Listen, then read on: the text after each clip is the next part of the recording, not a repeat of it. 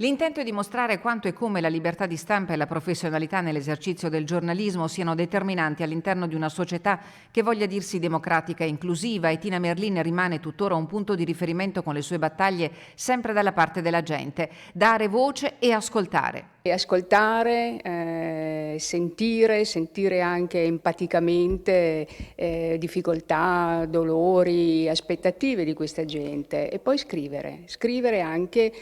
di ciò che i giornali all'epoca normalmente non scrivevano. L'evento di venerdì prossimo alle 10:30 al Comunale di Belluno, Tina Merlin, giornalista d'inchiesta, oggi, presidio di verità, libertà e giustizia, è stato voluto dalla provincia di Belluno e dal Comune di Longarone su proposta del Sindacato Giornalisti del Veneto e della Federazione Nazionale della Stampa, cui hanno aderito la Sostampa Bellunese, Articolo 21 Veneto, l'Associazione Culturale Tina Merlin e scuole in rete. Proprio gli studenti raccoglieranno il testimone della giornata partecipando a un concorso che li vedrà impegnati per tutto l'anno scolastico. I ragazzi saranno così stimolati a fare dei piccoli articoli di indagine e di inchiesta, guardandosi attorno, e poi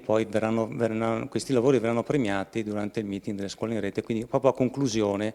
in qualche modo del nostro percorso di quest'anno. Al Comunale arriverà Marco Paolini, autore della memorabile orazione civile sulla strage del Vajont. Con l'attore sul palco si alterneranno Adriana Lotto, presidente dell'associazione Tina Merlin, la giornalista d'inchiesta Floriana Bulfon, il coordinatore di scuola in rete Franco Chemello e il presidente della Federazione Nazionale della Stampa Giuseppe Giulietti. E con questo evento si vuole invece portare all'attualità quella che è la straordinaria